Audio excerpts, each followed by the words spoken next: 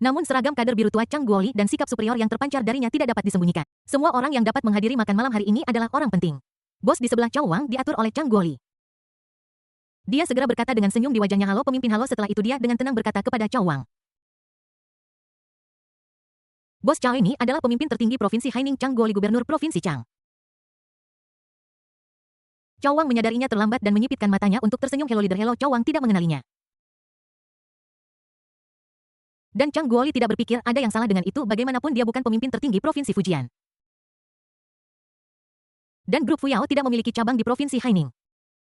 Fakta bahwa pemimpin tertinggi Provinsi Haining datang untuk menyapa secara langsung membuat semua orang di sekitar Chow Wang tahu bahwa Chang Guoli punya sesuatu untuk dikatakan kepada Chow Wang. Jadi semua orang secara sadar memberi mereka ruang untuk percakapan pribadi. Melihat semua orang telah bubar, Chang Guoli tersenyum dan menarik Qin Chuan dari belakangnya. "Memperkenalkan Himbos Chahadis adalah Qin Chuan, murid favorit saya ketika saya menjadi Presiden Universitas Keuangan dan Ekonomi Kyoto." Qin Chuan mengulurkan tangannya dengan sopan. "Halo bos." Chow Wang terus tersenyum dan memegang tangan Qin Chuan. Tetapi tidak mengucapkan kata-kata sapaan, seolah-olah dia waspada terhadap sesuatu. Chang Guoli memperkenalkan keduanya dan berkata, "Oke, saya sudah selesai memperkenalkan sebagai perantara, kalian bisa membicarakan sisanya." Saat dia berbicara, dia mengambil cangkir termos dan berjalan ke sisi lain untuk berbicara dengan orang lain. Tidak ada orang ketiga di sekitar Qin Chuan dan Chow Wang. Qin Chuan berkata, "Hari ini saya meminta kepala sekolah Chang untuk memperkenalkan saya kepada Anda karena saya ingin membahas bisnis dengan bos Chow." Chow Wang menyipitkan matanya tetapi masih memiliki senyum di wajahnya. Namun Qin Chuan jelas menemukan bahwa senyumnya sekarang pada dasarnya berbeda dari yang tadi. Tadi itu adalah senyum menjilat, tetapi sekarang adalah senyum palsu. Qin Chuan tidak peduli dengan ekspresi orang lain. Dia mengeluarkan buku catatan kecil dari sakunya yang berisi data barang-barang yang dia butuhkan. "Bos Chow, saya akan langsung ke intinya. Saya berharap dapat bekerja sama dengan grup Fuyao dan berharap grup Anda dapat membantu saya memproduksi lensa seperti itu." Chow Wang mengambil buku catatan yang diserahkan Qin Chuan dan melihatnya. Yang kulihat hanyalah parameter lensa yang dibutuhkan tercatat padat di atasnya. Parameter ini dapat diringkas dalam dua kata sederhana, luar biasa. Persyaratan untuk kesalahan sangat gila sehingga orang bahkan menyebutnya gila. Sederhananya, jika lensa ini diperbesar seukuran Amerika Serikat, kekasaran permukaannya harus kurang dari 0,4 mm. Chow Wang hanya meliriknya sebentar dan mengembalikan buku catatan di tangannya kepada Qin Chuan. "Maaf, saya tidak bisa melakukan itu." "Apakah mustahil?" Grup Fuyao milik bos Chow memiliki laboratorium optik terbaik di negara ini. Serta pakar optik yang hebat, ditambah kekuatan grup itu sendiri di industri kaca. Lensa seperti itu seharusnya dapat diproduksi oleh perusahaan Anda. Chow Wang tersenyum dan berkata, "Qin Chuan, grup Fuyao kami memang memiliki teknologi optik paling canggih di negara ini. Dan kami memiliki kekuatan yang cukup untuk mencoba memproduksi lensa yang Anda butuhkan. Tapi, saya tidak akan melakukannya, Bos Chow. Apakah Anda mempertimbangkan rasio input-output? Jangan khawatir tentang itu, saya akan membayar 100 juta untuk satu lensa. Saya butuh 20 untuk batch pertama. Dan kuantitas yang saya butuhkan harus meningkat dari tahun ke tahun. Setiap lensa berharga 100 juta yuan, dan kami membutuhkan 20 lensa di tahun pertama dan permintaan untuk lensa tersebut meningkat setiap tahun." Kondisi yang ditawarkan oleh Qin Chuan dapat dikatakan mampu membuat perusahaan manapun terkesan. Namun, wajah Chow Wang tidak menunjukkan banyak keterkejutan, sudut mulutnya sedikit berkedut. Dan dia bersikeras untuk menolak. "Maaf, saya tidak ingin mengambil bisnis ini." Qin Chuan tidak menyangka Chow Wang akan menolak secara langsung. "Wih bos Chow, beri saya alasan untuk menolak." Chow Wang menyipitkan matanya dan berkata, "Pertama-tama, harga pembelian lensa Anda tampaknya sangat tinggi. Tetapi dibandingkan dengan upaya yang kami lakukan dalam penelitian dan pengembangan serta pengujian awal, keuntungannya hanya rata-rata. Selain itu, Anda mengatakan bahwa harga pembelian meningkat dari tahun ke tahun. Permisi, saya tidak percaya itu. Jangan percaya itu. Jika tebakan saya benar, lensa ini adalah yang dibutuhkan oleh mesin fotolitografi." Qin Chuan mengangguk setuju dalam diam. "Karena kita akan bekerja sama, ada beberapa hal yang tidak bisa disembunyikan satu sama lain. Dan dengan lensa seperti ini, saya benar-benar tidak bisa memikirkan hal lain yang bisa saya lakukan dengannya. Saya tidak percaya Anda bisa membuat mesin fotolitografi. Jadi saya tidak punya harapan untuk permintaan lensa Anda berikutnya. Proyek mesin fotolitografi Anda dibatalkan dan biaya investasi kami dalam penelitian dan pengembangan belum pulih." Apa yang dikatakan Chow Wang adalah analisis yang sepenuhnya didasarkan pada perspektif perusahaan. Dapat dikatakan bahwa tidak ada yang salah dengan itu. Siapapun yang pernah mengelola perusahaan besar akan mempertimbangkan pro dan kontra dengan cara ini. Setelah Chow Wang selesai berbicara, dia menyesap jus anggur di gelas anggur merahnya. Artinya, percakapan berakhir di sini. Dan jika semua orang waras, mereka bisa berpisah. Qin Chuan menyipitkan matanya dan berkata dengan suara dingin, "Bos Chow Yu adalah orang yang mengejar keuntungan secara ekstrim." "Apa maksudmu?" Chow Wang bertanya dengan ragu. "Seseorang yang mengejar keuntungan secara ekstrim, seseorang yang dapat menindas karyawan secara tidak bermoral. Menghadapi kesepakatan sebesar ini, dia seharusnya serakah. Bahkan jika persyaratan lensa saya tinggi dan investasinya besar, reaksi pertama Anda seharusnya menaikkan harga, bukan menolak." Qin Chuan menemukan Fuyao Group berdasarkan pengenalan perusahaan dalam gambar manufaktur mesin litografi. Menurut pengenalan perusahaan dalam gambar tersebut, Fuyao Group memiliki kemampuan untuk membuat terobosan dalam teknologi lensa mesin litografi. Dan Fuyao Group juga bekerja keras untuk itu. Itulah mengapa Qin Chuan dengan tulus menyampaikan undangan kerjasama. Namun, sikap Chow Wang sangat berbeda dari pernyataan penuh semangatnya barusan. Bagaimana mungkin seorang pengusaha serakah membuang sepotong daging berlemak yang ada tepat di mulutnya? Chow Wang menyingkirkan senyum palsunya dan wajahnya menunjukkan cemoohan dan jijik sepenuhnya. Dia berkata dengan dingin, Qin Chuan, akan tiba saatnya ketika Anda akan membutuhkan bantuan orang lain. Qin Chuan tidak menjawab, tetapi cahaya keemasan melintas di matanya. Bukan pengkhianat atau dia mengkhianati Tiongkok. Qin Chuan menarik pupil emasnya dan bertanya. Bos Chow, apakah saya pernah menyinggung Anda? Siapa yang masih Anda pura-purakan? Bos Chow, saya tidak tahu apa yang Anda maksud. Mata Chow Wang menyipit. Dan dia berkata, apakah kamu tidak tahu kamu menyebabkan grup Sen keluar dari daftar dan bahkan sengaja menekan harga saham sebelum keluar dari daftar? Berapa banyak yang hilang dariku? Bagaimana mungkin proyek kelompok 2 miliar dibandingkan dengan uang sungguhan saya grup Sen saham? Qin Chuan terkejut dan segera mengingat hubungan antara grup Sen dan Chow Wang. Tiba-tiba dia mengingat hal penting. Nama pemegang saham terbesar ke-10 dari grup Sen tampaknya adalah Chow Hui. Bab 783, 10 miliar berlutut dan minta maaf Chow Hui. Siapa Chow Hui bagi Anda? Qin Chuan bertanya. Chow Wang mencibir. Dia adalah putraku. Keluarga Chow Anda adalah pemegang saham terbesar ke-10 dari grup Sen. Qin Chuan sedikit tertegun pada pertemuan tingkat tinggi grup Sen hari itu. Sebagai salah satu dari 10 pemegang saham teratas grup Chow Hui dapat menghadiri pertemuan tersebut. Tetapi dia tidak muncul. Qin Chuan tidak peduli dengan apa yang terjadi kemudian. Dia hanya pemegang saham terbesar ke-10 dan karakter kecil di mata Qin Chuan. Ketika Sen Kuo bertugas, keluarga Chow kami berinvestasi di grup Sen dan menjadi pemegang saham terbesar ke-10. Keponakan saya bahkan menjadi kekasih Sen Kuo. Keponakan Qin Chuan berpikir sejenak dan mengingat wanita di sebelah Sen Kuo. Fang Jiayi, Chow Wang melanjutkan, ya, itu dia. Pada akhirnya, dalam setengah tahun, semuanya telah berubah. Sen Kuo pergi dan dukungan keponakan saya hilang. Tapi itu tidak masalah. Selama grup Sen masih bisa menghasilkan uang, tetapi pada akhirnya saya kehilangan semua saham Sen Group. Qin Chuan Yu sedang dalam masalah sekarang.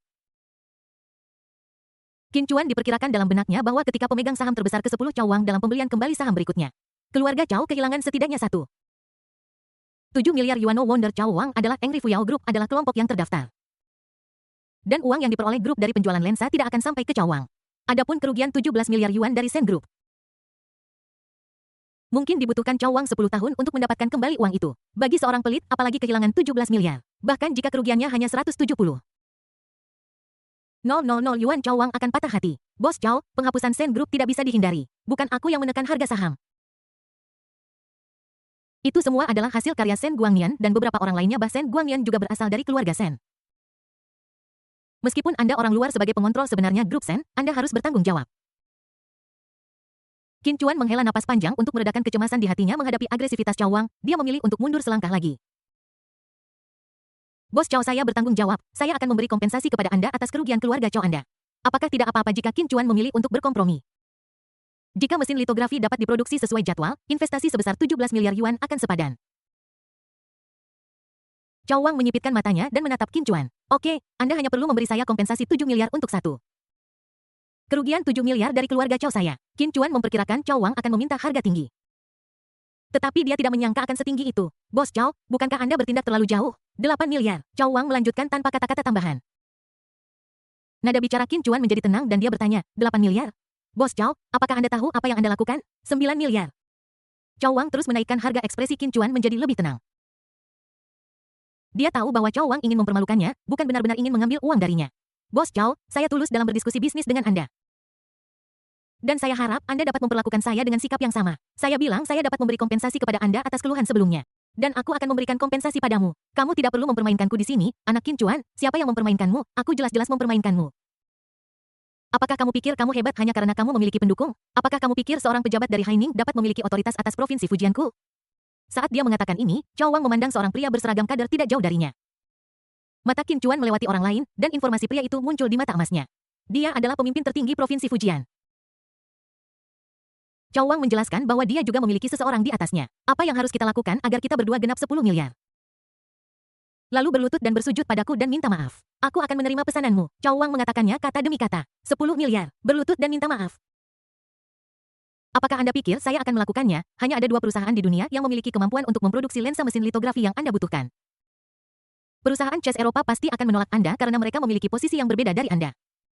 Maka satu-satunya pilihan Anda adalah grup Fuyao saya. Saat Chow Wang berbicara, senyum ramah di wajahnya menghilang. Itu digantikan oleh ekspresi yang sangat berbahaya dan dingin. Saya hanya melihat parameter data yang Anda berikan kepada saya. Saya tidak menyangka bahwa proyek mesin litografi Anda telah dikembangkan ke level ini.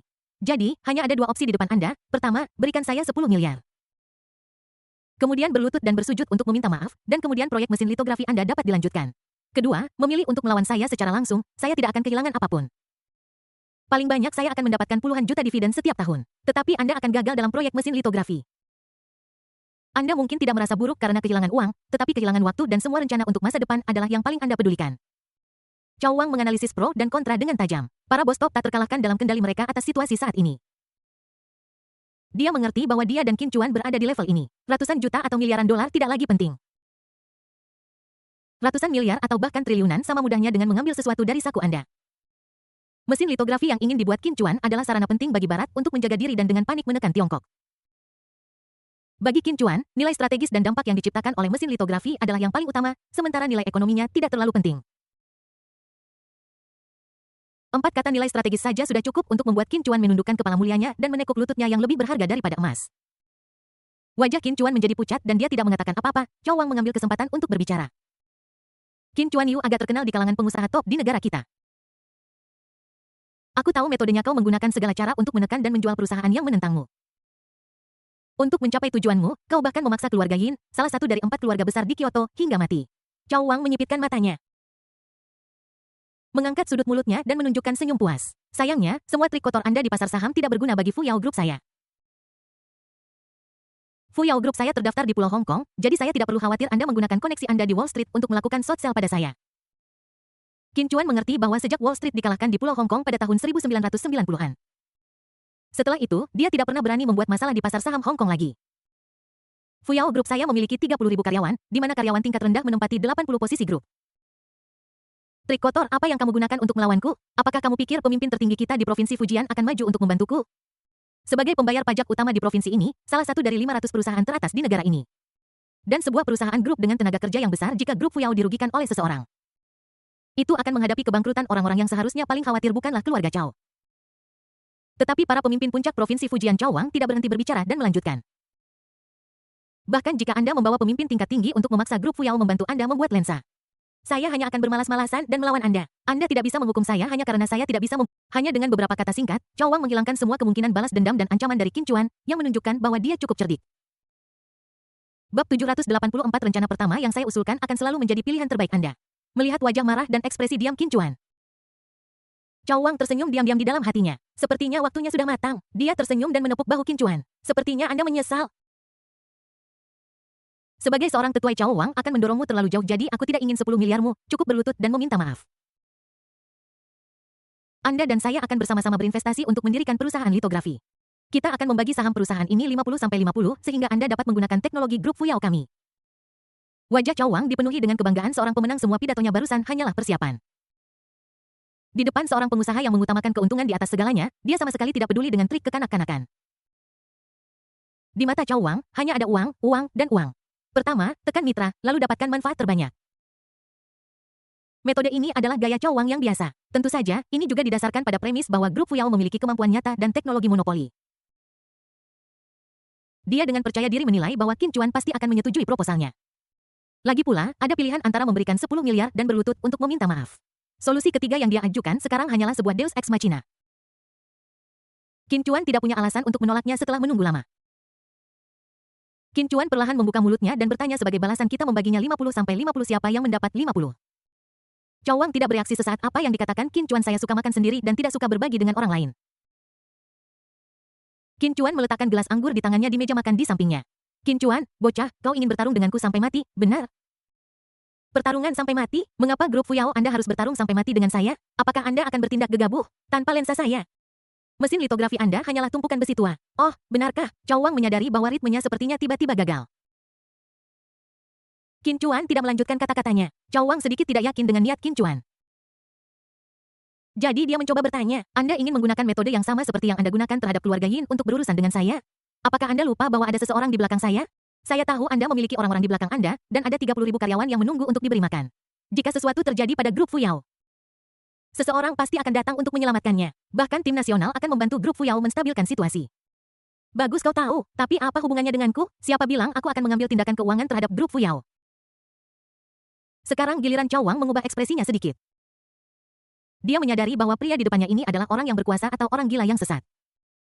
Apakah Anda akan menyerahkan proyek mesin litografi hanya untuk menyelamatkan hidup Anda? Tidak, saya memulai proyek mesin litografi hanya untuk mencari udara segar. Cao Wang terdiam, alisnya berkerut saat dia bertanya-tanya trik apa yang akan digunakan Qin Chuan. Fitnah dan menyebarkan rumor tentang grup Fuyao mustahil ini tidak akan mengguncang Fuyao sama sekali. Pengambil alihan secara paksa mustahil bagaimanapun juga ada banyak orang besar di belakangnya, apa yang sebenarnya tidak bisa dipahami oleh Cao Wang. Qin Chuan mendengus dingin dan berkata, Bos Cao, ada sesuatu yang kuharap bisa kau sampaikan kembali kepada semua orang di kalangan atas di Tiongkok. Apa itu? Jangan mencoba menawar denganku Qin Chuan, rencana pertama yang saya ajukan selalu merupakan pilihan terbaik Anda. Setelah mengatakan itu Qin Chuan berbalik dan pergi tanpa berhenti. Seorang Cao Wang gemuk ditinggalkan di tempat kejadian. Dia melihat punggung Qin Chuan dengan bingung. Keesokan harinya sebuah perusahaan bernama Jingjai secara resmi terdaftar dan didirikan. Menurut informasi dari Tianyancha, lingkup bisnis perusahaan bernama Jingjai mencakup teknologi manufaktur semikonduktor, mikroskop, alat pengukur industri, lensa, dan peralatan medis, serta kaca pengaman otomotif dan kaca teknis industri. Pada tanggal 8 April perusahaan Jingjai mengumumkan akuisisi pabrik kaca halus Jizu, Laboratorium Optik Yaohui, pabrik semikonduktor Boya dan Yit Equipment Co. Ltd. pada tanggal 10 April di KTT perusahaan Sanghang Tiongkok. Cao Wang, ketua grup Fuyao, mengkritik keras perusahaan Jingjai karena mengganggu keseimbangan industri. Secara pribadi menaikkan upah pekerja dan industri serta menyebabkan peningkatan beban biaya tenaga kerja bagi perusahaan lain. Pada tanggal 11 April saat pasar saham Hong Kong dibuka, Fuyao Group dibuka pada 4.531 yuan dan ditutup pada 3.598 yuan per saham. Para ahli menganalisis bahwa fluktuasi harga saham ini adalah penyesuaian pasar yang normal dan investor tidak perlu khawatir. Prospek masa depan Fuyao Group tetap optimis. Pada tanggal 18 April Cao Wang, ketua grup Fuyao, menolak permohonan Jingjai Company untuk bergabung dengan Asosiasi Kaca Tiongkok. Pada tanggal 13 Mei Jingjai Company secara resmi mendirikan Asosiasi Kaca Komersial Harian Tiongkok di Kyoto. Pada tanggal 15 Mei BYD Group dan Bauma Group mengumumkan bahwa Jingjai Company telah masuk daftar putih pemasok kaca otomotif mereka. Pada tanggal 16 Mei saat pasar saham Hong Kong dibuka, harga saham Fuyao Group turun dari 33,23 yuan per saham menjadi 2.112 yuan per saham. Para ahli menganalisis bahwa penurunan harga saham disebabkan oleh persaingan pasar, bukan short selling jahat oleh lembaga, dan investor tidak perlu khawatir. Prospek masa depan Fuyao Group tetap optimis. Pada tanggal 20 Mei perusahaan mobil Cina mengumumkan bahwa mereka akan secara resmi membeli kaca otomotif yang disediakan oleh Jingjai Company. Pada tanggal 21 Mei, kapan harga saham pasar Hong Kong Open Fuyao turun dari 20,55 yuan per saham hingga 1.362 yuan per share regarding penurunan harga saham Fuyao Group dalam beberapa hari terakhir. Para ahli mengatakan bahwa investor tidak perlu terlalu khawatir. Dan para pemimpin tertinggi Provinsi Fujian telah turun tangan untuk membantu Fuyao Group dalam berkomunikasi dengan perusahaan mobil. Prospek masa depan Fuyao Group tetap optimis. Pada tanggal 24 Mei Jingjai Company mengumumkan bahwa mereka akan berinvestasi dalam membangun pabrik di Qingxi. Provinsi Fujian. Pabrik ini mencakup area seluas 680 mu dan memiliki luas pabrik sekitar 175,000 meter persegi. Pada tanggal 29 Mei Cao Wang, ketua Fuyao Group, mengkritik perusahaan Jingjai sebagai perusahaan cangkang tanpa teknologi yang dipatenkan dalam sebuah wawancara dengan media. Pada tanggal 30 Mei Jingjai Company mengajukan 13.000 permohonan paten ke kantor paten termasuk 4.583 paten rahasia pertahanan nasional. Pada tanggal 2 Juni, ketika pasar saham Hong Kong dibuka, harga saham Fuyao Group anjlok dari 20,55 yuan per saham menjadi 1.362 yuan per saham. Para ahli mengatakan mereka berharap Cao Wang, ketua Fuyao Group, akan mengundurkan diri atau tutup mulut.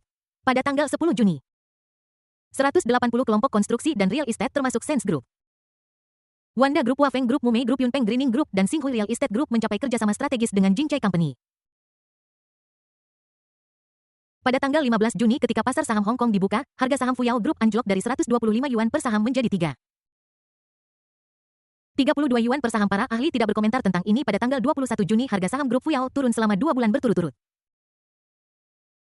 Dan nilai pasarnya turun dari 112 miliar 2 bulan lalu menjadi 12 miliar sekarang. Investor saham Hong Kong mengeluh dan banyak orang membeli tiket dengan biaya sendiri untuk pergi ke grup Fuyao untuk meminta pertanggungjawaban. Pada tanggal 24 Juni China Business News melaporkan bahwa ketidaksepakatan serius telah muncul di dalam Fuyao Group, dengan dominasi keluarga Chow yang menyebabkan ketidakpuasan di antara pemegang saham lainnya. Pada tanggal 26 Juni pengusaha terkenal Chow Wang menderita stroke di rumah dan jatuh koma. Pada tanggal 29 Juni Fuyao Group mengeluarkan obituari yang menyatakan bahwa ketua grup Chow Wang meninggal dunia pada dini hari tanggal 29 pada usia 71 tahun karena serangan jantung yang disebabkan oleh stroke dan gagal diselamatkan. Bab 785 situasi berangsur-angsur meningkat kota ajaib Kyoto Kamar Suite Hotel Four Seasons sebuah laporan berita diputar di TV 89 inci. Fuyao Group mengeluarkan obituari ketua Chow Wang menderita serangan jantung yang disebabkan oleh stroke dan gagal diselamatkan. Dia meninggal dunia pada dini hari tanggal 23 pada usia 71 tahun. Peter Seo dari Max Company sedang mendengarkan TV sambil merapikan pakaiannya. Bum bum bum, saat ini ada ketukan di pintu kamar hotelnya. Masuk, kata Peter dengan santai. Sesaat kemudian, seorang pemuda berjalan ke ruangan itu dengan hati-hati. Pria ini adalah sekretaris Peter, Andrew. Bos, para reporter sudah siap dan bisa memulai wawancara. Peter tidak segera menanggapi perkataan sekretarisnya. Matanya kosong dan dia menggumamkan sesuatu seolah-olah sedang melatih apa yang akan dia katakan di wawancara berikutnya. Andrew datang ke sisi Peter dan menunggu dengan tenang sampai bosnya sadar kembali setelah beberapa saat melihat penglihatan Peter sudah pulih. Dia berkata, "Bos, ini informasi yang Anda minta seseorang untuk menyelidiki." Peter mengambil informasi itu dan mulai membacanya segera. Di tangannya ada formulir survei tentang kemajuan mesin fotolitografi China. Pada awal Juni Peter menerima kabar mengejutkan. Selain Universitas Fuan, ada orang lain di China yang membuat mesin litografi. Meskipun Peter percaya bahwa tidak ada perusahaan lain di dunia yang dapat memproduksi mesin litografi, itu tidak mungkin setidaknya dalam dekade berikutnya. Namun, seperti pepatah mengatakan lebih baik mencegah daripada mengobati, jadi dia tetap memerintahkan orang untuk datang ke China untuk melakukan investigasi mendalam. Informasi yang ada di tangan adalah hasil investigasi para penyelidik di China. Membuka dokumen itu, Peter langsung melihat hasil di halaman terakhir. Ini dinilai berdasarkan data produksi produsen yang mampu memproduksi suku cadang mesin litografi di pasar Cina. Memang ada orang di Cina yang membuat mesin litografi. Tetapi belum jelas unit spesifik mana yang mengembangkannya. Peter tersentak tajam, namun dia segera menghela napas lega. Karena sudah jelas tertulis dalam kesimpulan menurut Chess, beberapa orang Tiongkok pernah mencoba membeli lensa mesin litografi darinya. Tetapi ditolak berdasarkan penilaian ini, mesin litografi Tiongkok selalu terjebak di area lensa optik dan tidak dapat membuat terobosan. Peter tahu bahwa komponen terpenting dari mesin litografi adalah lensa optik yang mendekati sudut nol. Satu-satunya produsen di dunia yang mampu membuat lensa optik adalah Chess di Eropa. Sedangkan untuk China, Fuyao Group adalah perusahaan yang berpotensi. Namun, menurut laporan mata-mata komersial yang ditanam oleh Max Company di Fuyao Group, Fuyao Group tidak memiliki niat untuk mengembangkan lensa mesin litografi. Proyek lensa mesin litografinya telah stagnan selama bertahun-tahun. Dan laboratorium optiknya telah ditinggalkan dan tidak digunakan selama bertahun-tahun. Belum lagi grup Fuyao masih agak jauh dari memproduksi lensa untuk mesin litografi. Misalnya, laboratorium mereka sekarang ditinggalkan, jadi tidak mungkin bagi mereka untuk menghasilkan lensa dari udara tipis. Setelah membaca semua laporan, Peter tersenyum pada dirinya sendiri. Aku sangat bodoh, bagaimana bisa aku takut dengan gertakan orang-orang Tiongkok? Dia memutar lehernya, meregangkan pinggangnya, lalu perlahan berjalan keluar dari kamar tidur dan menuju ruang tamu suite. Saat ini, seorang reporter sedang duduk di ruang tamu menunggu Peter. Reporter itu berasal dari stasiun TV MLGB Amerika. Sebuah perusahaan Eropa berada di Tiongkok dan sedang diwawancarai oleh stasiun TV Amerika. Makna dari ini sudah jelas. Ini memberikan tekanan ekstrim pada Tiongkok dan juga mengejek Tiongkok secara langsung. Setelah duduk, reporter itu berkata kepada Peter sambil tersenyum. Halo Tuan Peter, nama saya Nikma Maipi, dan saya seorang reporter dari stasiun TV MLGB. Peter berjabat tangan dengan Nikma dengan ramah. Asisten di lokasi kejadian memasangkan mikrofon nirkabel pada Peter setelah tes sederhana keduanya secara resmi memulai kunjungan hari ini. Isu keamanan informasi merpeter China semakin serius dalam beberapa hari terakhir. Sanksi AS terhadap perusahaan teknologi Tiongkok juga secara bertahap meningkat. Banyak perusahaan Tiongkok yang telah berhenti mengembangkan ponsel baru dan perangkat elektronik lainnya. Apa pendapat Anda tentang hal ini? Menurut saya, orang Tiongkok harus menyadari keseriusan masalah ini dan segera merenungkan kesalahan mereka. Perusahaan-perusahaan mereka seperti Huawei Teknologi secara terburu-buru meneliti teknologi baru dan mengganggu keseimbangan tingkat penelitian ilmiah dunia. Ini akan menyebabkan dunia panik. Sanksi AS secara efektif menekan kesombongan Tiongkok. Mereka membuat mereka menyadari bahwa Tiongkok seharusnya tidak meninggalkan tim awal dan bergerak ke garis depan dunia. Pembawa acara Nikma Maipia, warga Amerika kulit putih, mengangguk sedikit saat dia mendengarkan. Dia sepenuhnya setuju dengan pendapat Peter setelah Peter selesai berbicara. Pembawa acara Nikma Maipi bertanya lagi, baru-baru ini, Amerika Serikat meningkatkan sanksi chip terhadap Tiongkok. Dan ada gelombang mesin litografi yang dikembangkan sendiri di Tiongkok. Apa pendapat Anda tentang hal ini? Peter menunjukkan ekspresi mengejek di wajahnya dan berkata, berdasarkan pemahaman saya tentang orang China, mereka pasti akan mencoba membuat mesin litografi. Oh Tuan Peter, apakah Anda memuji orang China atas semangat mereka yang tidak pernah menyerah? Senyum di wajah Nick Mamaipi sedikit berubah. Ini bukan yang ingin didengarnya. Dalam wawancara hari ini, kata-kata yang memuji orang Tiongkok tidak diperbolehkan. Peter tersenyum dan menggelengkan kepalanya. Bukan, orang Tiongkok itu bodoh. Apa itu mesin litografi? Itu adalah esensi dari kebijaksanaan manusia. Bisakah hal seperti itu dibuat dengan semangat pantang menyerah? Sungguh lelucon meskipun orang Cina sedang mengembangkan mesin litografi, semuanya adalah teknologi terbelakang yang telah kami hilangkan.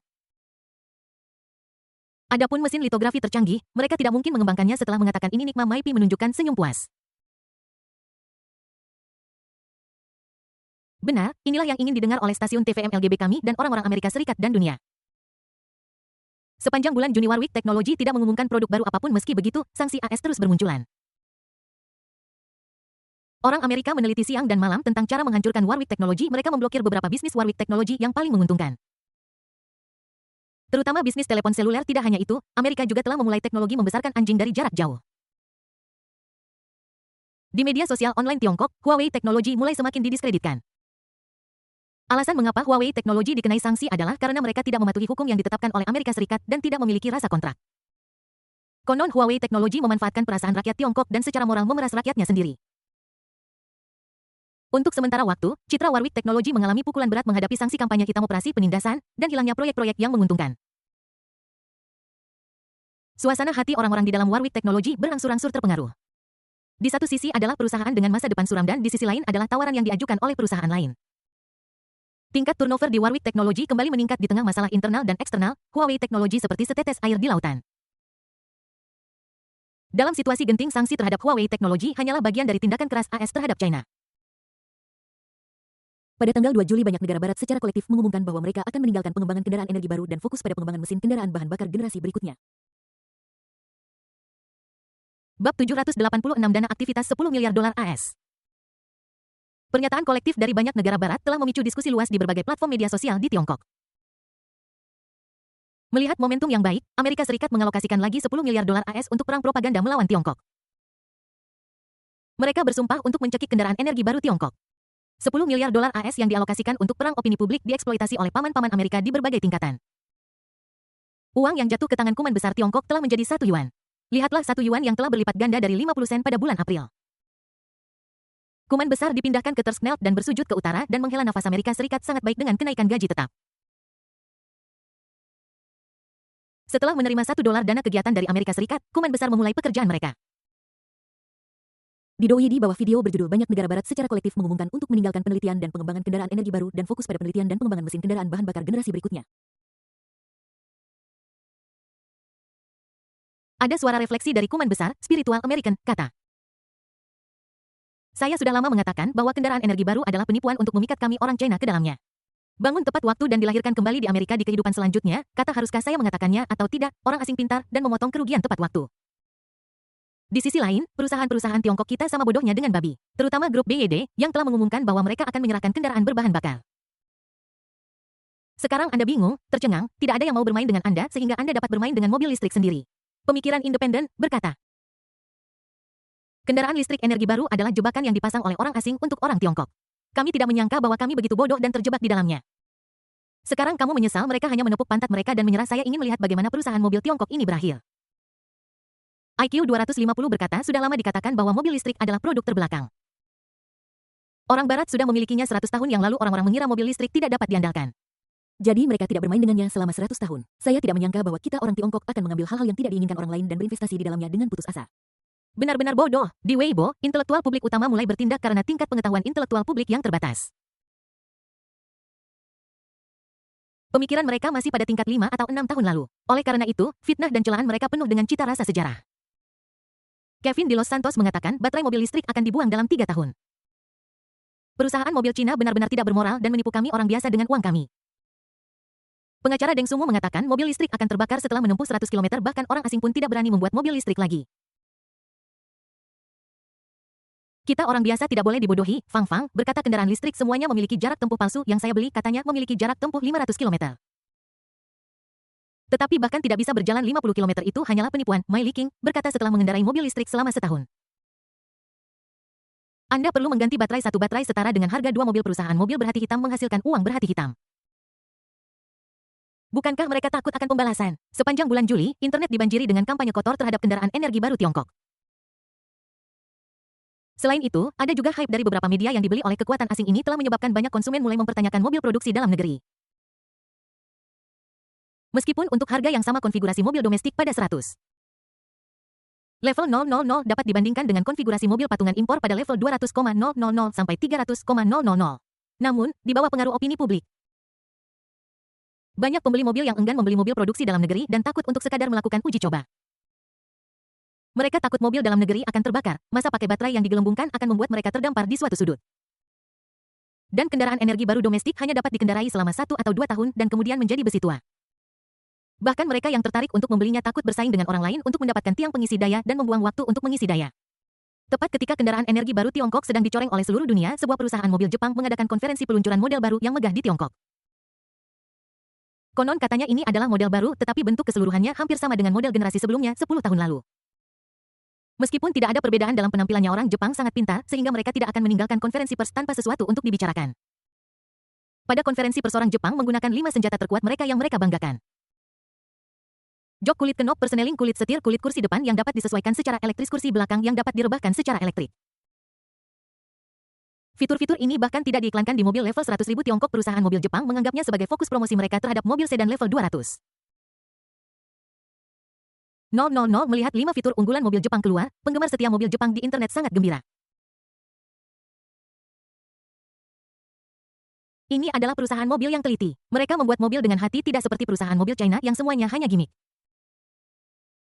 Keinginan orang biasa adalah mobil yang tidak akan pernah rusak. Mobil-mobil China selalu berada di bengkel atau sedang dalam perjalanan ke bengkel. Pabrikan mobil Jepang lainnya tidak mau kalah meskipun mereka bahkan tidak memiliki 5 senjata pamungkas. Mereka berhasil menyuap selebritas internet Douyin Kawashima Yogurt.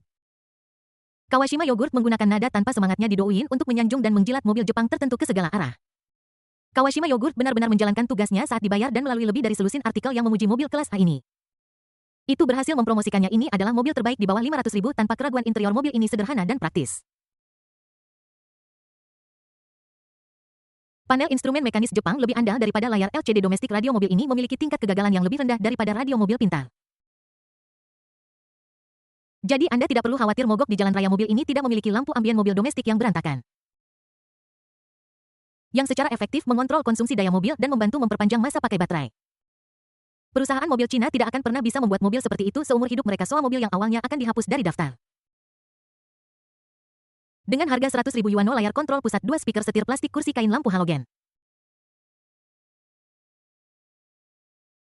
Sebenarnya terjual 8.000 unit di bulan Juli. Di satu sisi, Tiongkok secara komprehensif dikepung dan diblokir oleh negara-negara barat di seluruh dunia. Di sisi lain, ada negara lain di Asia, Korea. Negara ini mencapai puncak sejarahnya. Sejak Dakin International mengumumkan investasinya sebesar 2 triliun Korea Selatan di awal tahun. Perekonomian Korea Selatan telah meroket seperti roket. Pada bulan Februari, pasar saham Korea masih berada di sekitar 2.000 poin. Itu menembus 3.000 poin pada bulan Maret dan menembus 3.500 poin pada akhir bulan Maret. Pada pembukaan bulan April, pasar saham melonjak hingga 4.100.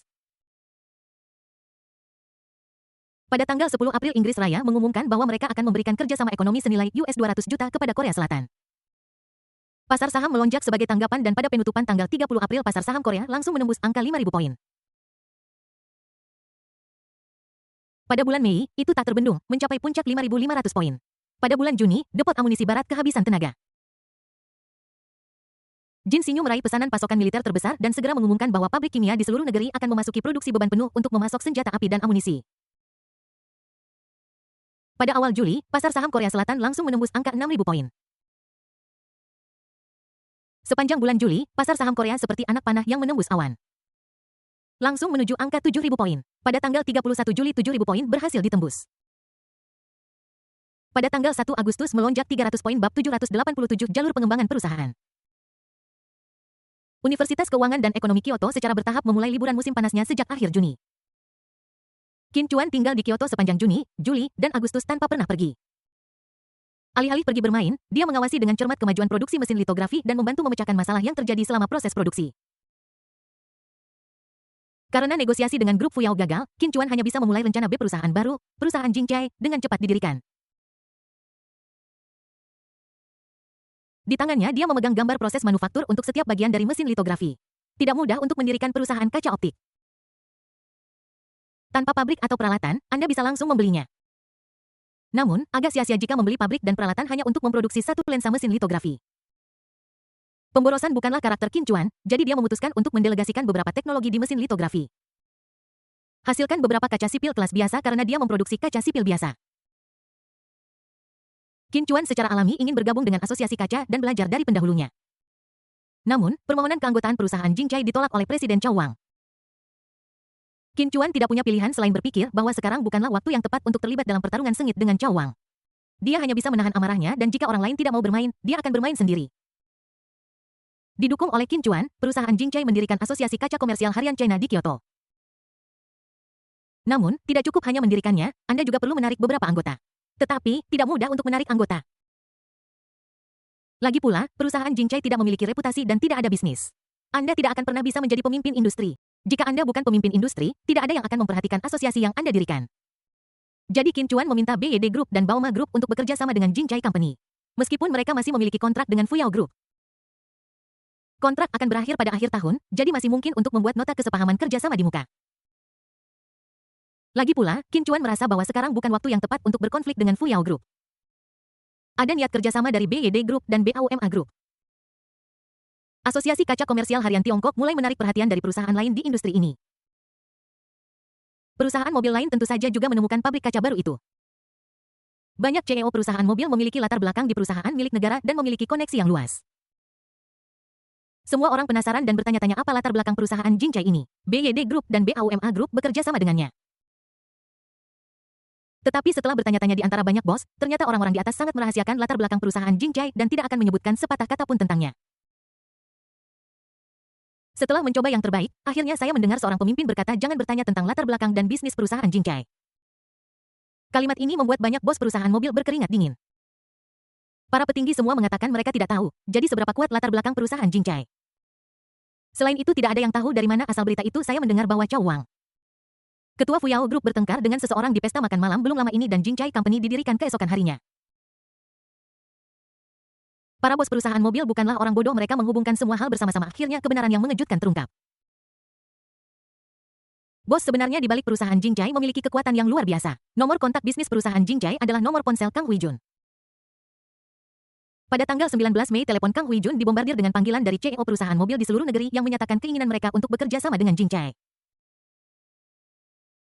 Kang Huijun benar-benar bingung. Perusahaan Jinchai baru saja didirikan dan mereka bahkan belum mulai beriklan atau membuat situs web perusahaan mereka. Mengapa ada begitu banyak perusahaan yang meminta kerjasama tetapi berdasarkan prinsip bahwa setiap orang yang datang adalah tamu? Kang Huijun menyetujui maksud kerjasama satu persatu. Jadi pada tanggal 20 Mei banyak perusahaan mobil menyatakan kesediaan mereka untuk bekerja sama dengan Jinchai Company. Selanjutnya, produsen mobil besar akan membeli kaca otomotif yang diproduksi oleh Jinchai Company. Karena kemunculan Jinchai Company yang tiba-tiba, perusahaan ini merebut banyak pesanan bisnis dari Fuyao Group. Cao Wang, ketua Fuyao Group, meminta bantuan dari pejabat senior Provinsi Fujian semalaman dan menuduh Jinchai Company melakukan persaingan tidak sehat. Para pemimpin Provinsi Fujian mempertimbangkan pengaruh lokal grup Fuyao, pembayaran pajaknya, dan jumlah pekerjaan yang diciptakannya. Jadi, saya mencoba berkomunikasi dengan Kang Huijun, manajer umum perusahaan Jinchai. Pada malam tanggal 21 Mei, Kang Huijun, manajer umum perusahaan Jinchai, memimpin manajemen senior perusahaan untuk terbang semalaman ke kota Fu.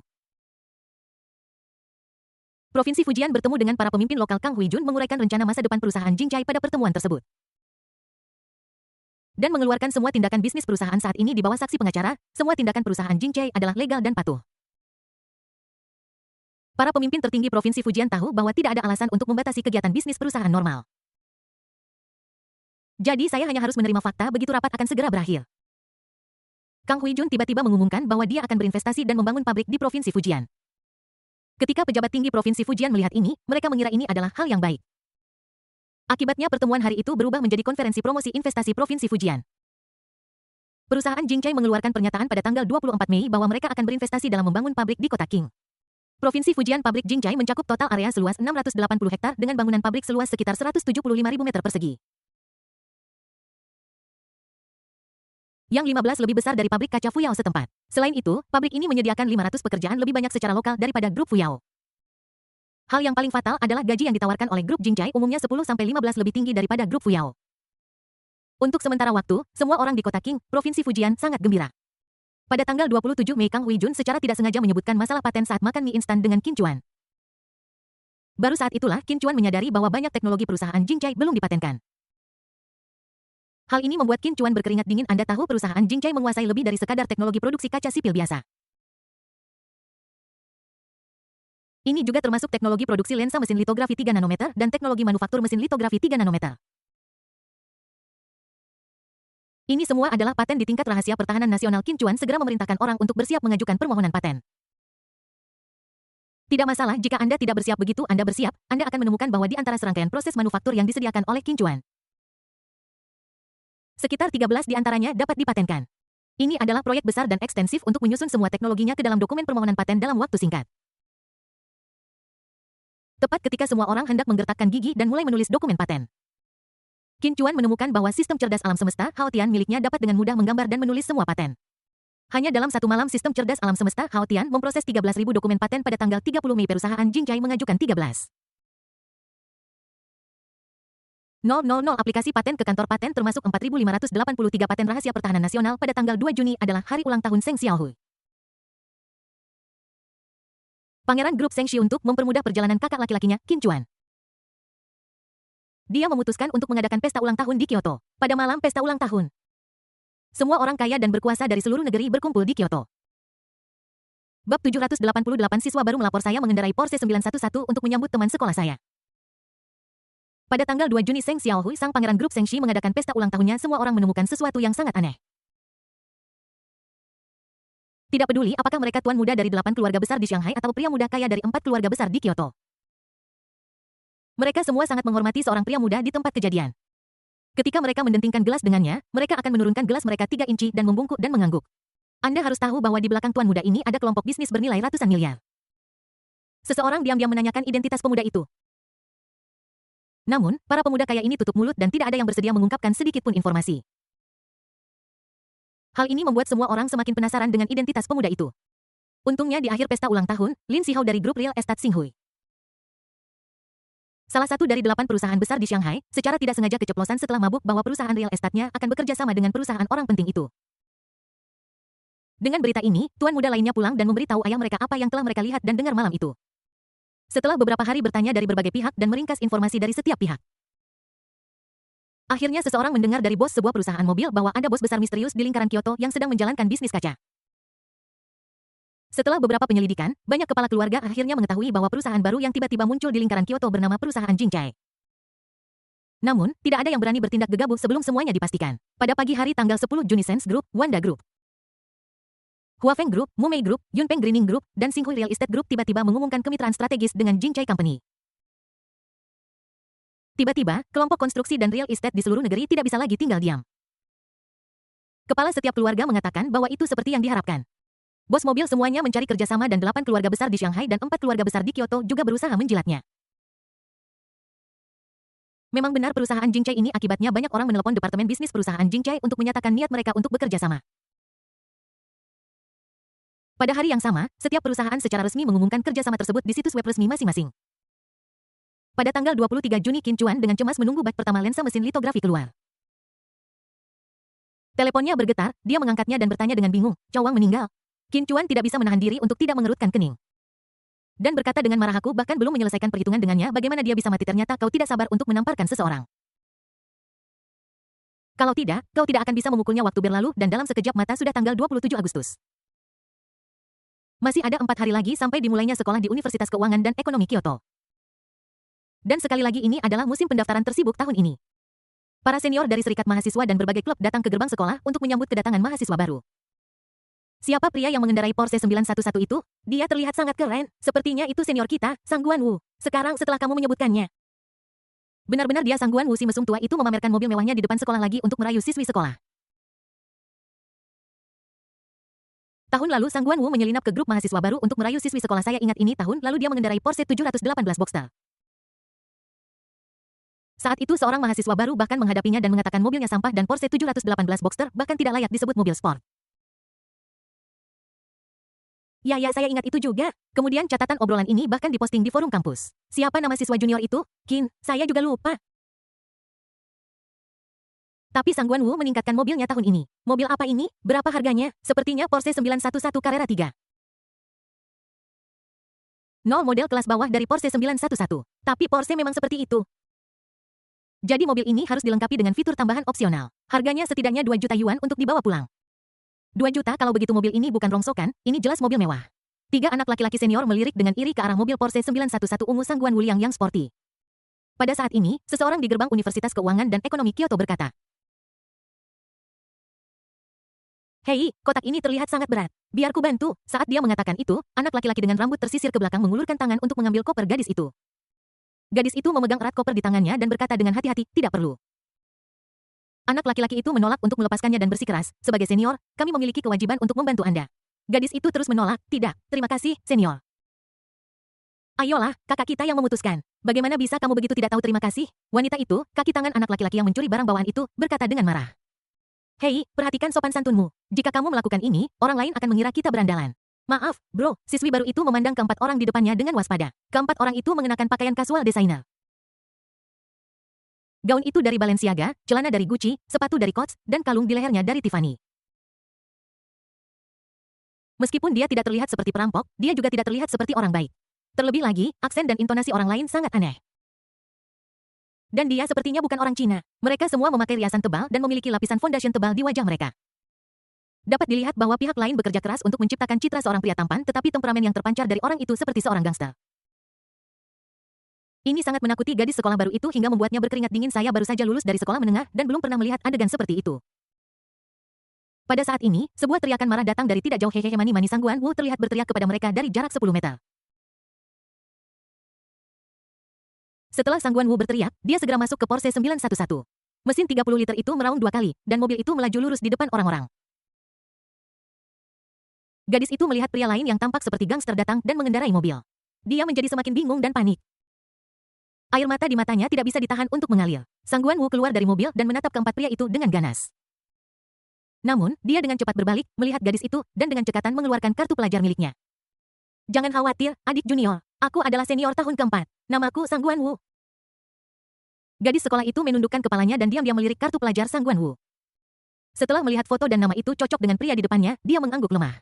Tetapi ketika dia pertama kali memasuki universitas, dia masih sedikit takut dan tidak berani mendongak. Sang Guanwu menariknya ke belakang dan berdiri di depan gadis sekolah itu. Dia melihat ke atas dan ke bawah pada 4 orang di depannya dan bertanya dengan suara dingin. "Anda tidak terlihat seperti kami dari Universitas Keuangan dan Ekonomi Kyoto." Pria berambut berminyak itu memandang Sang Guanwu dengan jijik.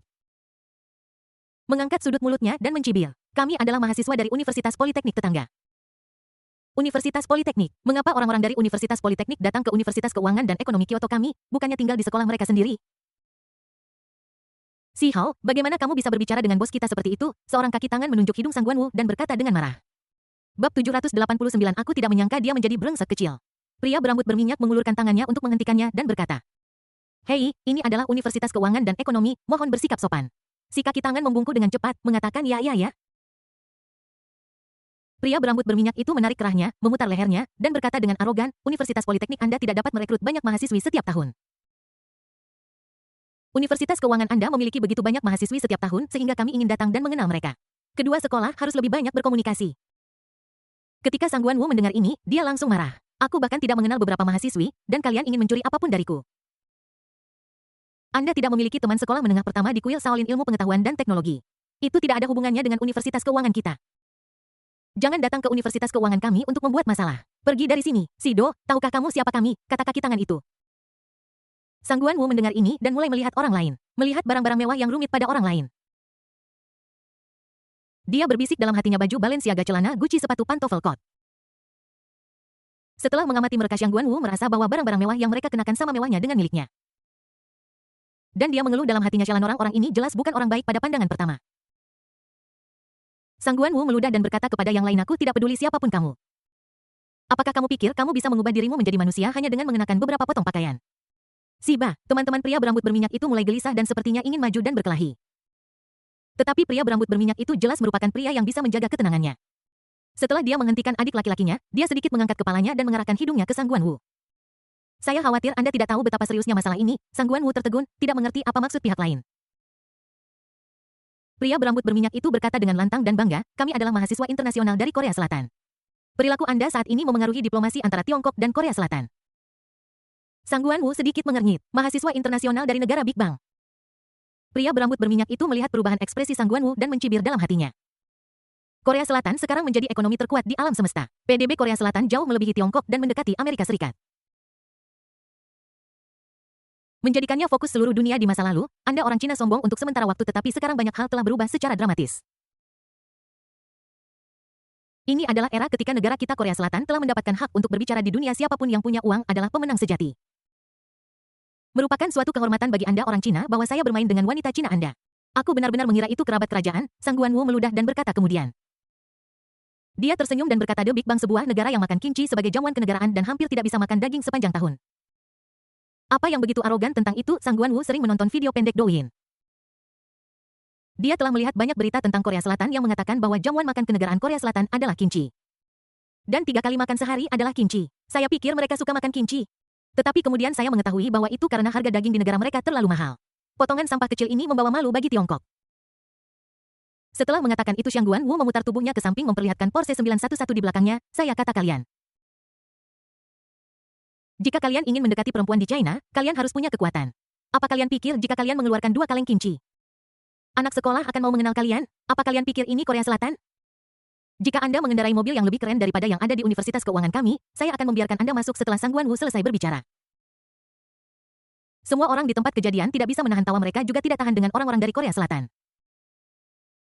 Negara kecil yang mencuri barang dari kakek mereka sepanjang hari dan berani bertindak begitu lancang di depan kakek mereka. Setelah tertawa, Sang Guanwu menemukan bahwa tidak ada rasa malu di wajah pihak lain. Keempatnya memiliki senyum yang menarik di wajah mereka. Pria berambut berminyak itu menunggu Sang Guanwu selesai tertawa, lalu bertanya dengan penuh arti, kukira kau ingin bersaing denganku dalam tinju. Tetapi kau ingin bersaing denganku dalam kekuatan ekonomi. Setelah pria berambut lepek itu selesai berbicara, adik-adik di sampingnya tertawa terbahak-bahak. Seolah-olah seseorang berdiri di depan Hang Zouma dan mengatakan bahwa dia ingin bersaing dengannya untuk melihat siapa yang punya lebih banyak uang di sakunya. Pria berambut lepek itu pura-pura melirik mobil di belakang Sang Guanwu dan berkata dengan sinis. Porsche 911 dan ternyata hanya kelas bawah, awalnya aku kira kamu anak orang kaya. Tetapi aku tidak menyangka kamu menjadi brengsek kecil. Sang Guanwu tertegun, kalimat ini terasa familiar. Pihak lain melanjutkan. Ini hanya Porsche 911 kelas bawah dan kamu pikir itu adalah harta karun di negara kami, bahkan siswa sekolah dasar pun akan meremehkan sampah semacam ini.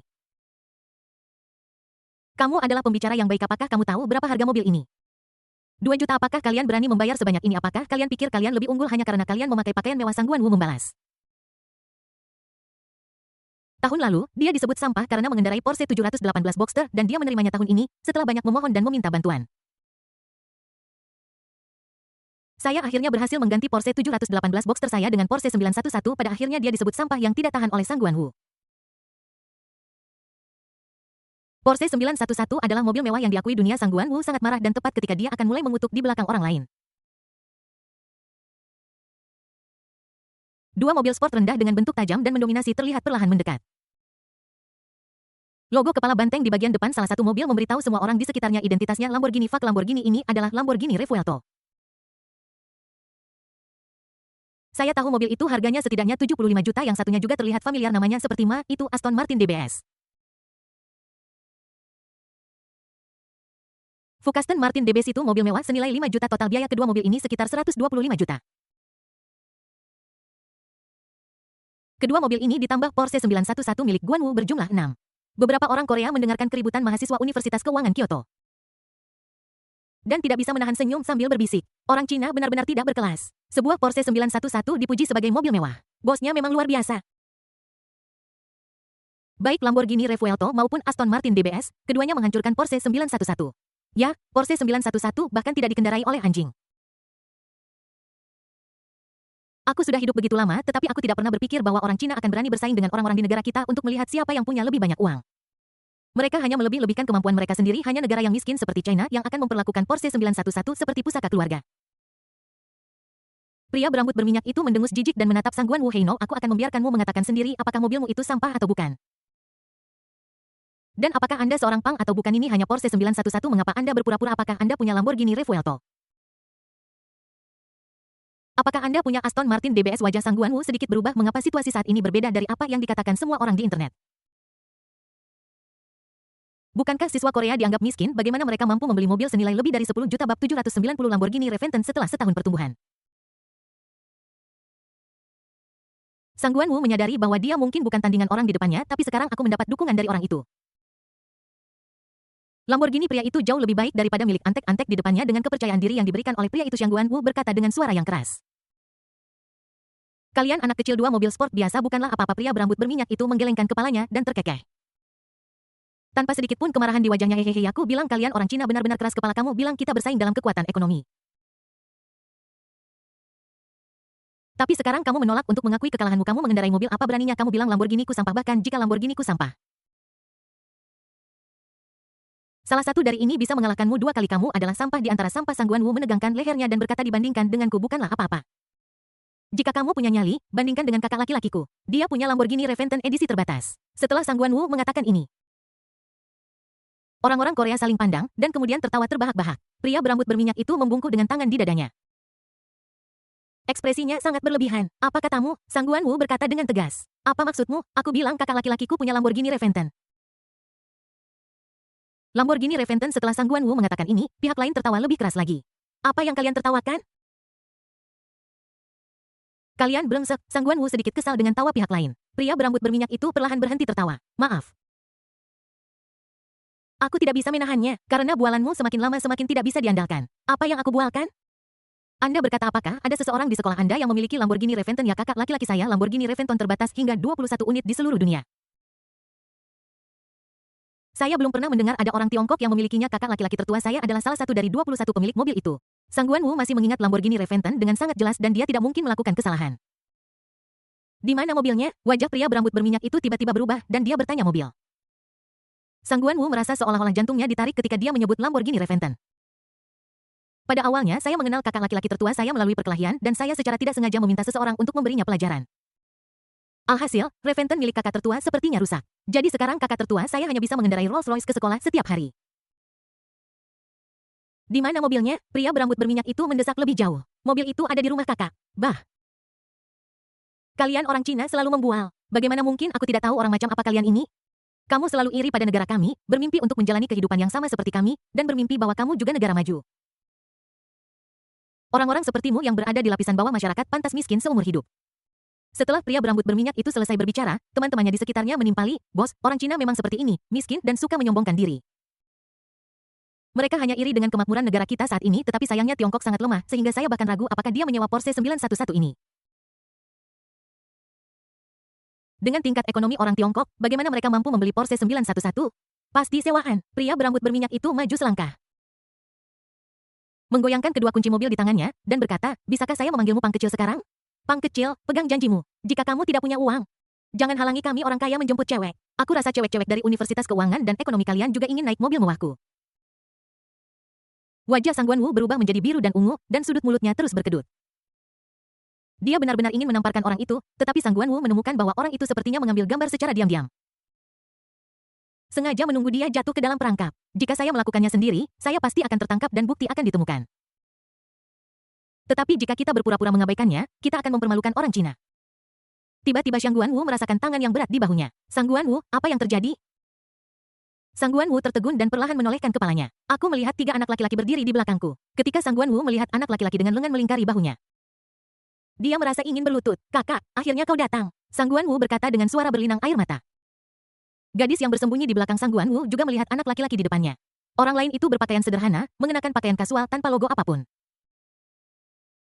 Namun, pakaiannya dipotong dengan baik dan kainnya bersifat reflektif secara optik sehingga Anda dapat melihat sekilas bahwa itu bukan kain biasa. Selera fashion anak laki-laki itu lebih baik daripada orang lain di tempat kejadian. Warna pada pakaiannya serasi dan temperamennya berbeda dari orang lain. Jantung gadis itu berdebar kencang dan dia berkata pada dirinya sendiri. Orang ini jelas seorang senior yang baik. Gadis itu mencondongkan tubuh ke arah orang lain dan berbisik untuk Sang Guanwu. Senior seseorang orang ini adalah mahasiswa Korea yang belajar di Universitas Sains dan Teknologi. Mereka datang ke sekolah kami untuk merayu para mahasiswi. Qin Chuan berbalik dan melirik gadis sekolah yang sedang berbicara dengan senyum tipis di wajahnya. Oh begitu, aku mengerti, kau pergi dan lapor dulu. Kemudian Qin Chuan melambai ke suatu tempat tidak jauh dari sana. Di kejauhan, Wu Ming, wakil presiden baru Serikat Mahasiswa, melihat Qin Chuan melambai padanya, dan segera fangsia pekerjaannya dan berlari menghampiri. Keempat tua, ada apa? Bos, tolong bantu adik kelas ini mendaftar. Aku akan mengurus semuanya di gerbang sekolah. Wu Ming mengangguk dan melihat ke gerbang sekolah lagi. Aku terlalu sibuk menyambut mahasiswa baru tadi untuk memperhatikan situasi di sini. Sebagai wakil presiden Serikat Mahasiswa, sekarang dia ada di sini. Dia secara alami tidak bisa mundur. Dia memanggil seorang sekretaris wanita untuk membantu membimbing teman sekolah itu. Dan dia berdiri bersama Qin Chuan. Pria berambut berminyak itu mengedipkan mata pada Qin Chuan dan yang lainnya lalu berkata, apa? Kalian orang Cina membuat aturan sendiri? Dan sekarang kamu ingin mengingkari janji, apakah kamu ingin menggunakan jumlahmu untuk menindas yang sedikit? Aturan-aturan apa? Qin Chuan menoleh untuk melihat Sang Guanwu dan bertanya dengan bingung. Sang Guanwu tergagap, mereka ingin menjemput gadis-gadis dari sekolah kami, aku hanya berkata jika orang Korea bisa mengendarai mobil yang lebih baik dari mobil kami biarkan mereka masuk. Qin Chuan menggelengkan kepalanya sedikit dengan ekspresi sedikit marah di wajahnya. Sang Guanwu sudah setahun dan kamu masih tidak bisa mengubah kebiasaan burukmu ya? Sang Guanwu melambaikan tangannya berulang kali. Tidak, aku tidak. Wu Ming membelanya. Old Four, kamu salah paham. Sang Guanwu datang ke sini untuk membantu, bukan untuk menggoda gadis-gadis sekolah. Hari ini panas, jadi Sang Guanwu mengantar air ke Serikat Mahasiswa kita. Oh, Qin Chuan sedikit mengernyit, lalu membiarkan Sang Guanwu pergi. Sang Guanwu melihat ini dan berkata buru-buru, Kak, mereka tidak percaya kamu punya Lamborghini Revenant. Jika kamu punya mobil itu, mereka tidak akan berani sombong, kata Qin Chuan dengan tidak senang, Sang Guanwu sudah menjadi senior. Bisakah kamu berhenti bersikap kekanak-kanakan? Apa gunanya bersaing dengan mobil? Biarkan mereka bubar dengan cepat dan berhenti menghalangi gerbang sekolah. Mendengar ini, pria berambut berminyak itu menatap Qin Chuan dari atas ke bawah dan berkata, oh, apakah kamu pria dengan Lamborghini Revenant bab 791? Setengah dari tujuan kecil, Aston Martin Valkyrie. Jadi kenapa? Qin Chuan berkata dengan nada menghina.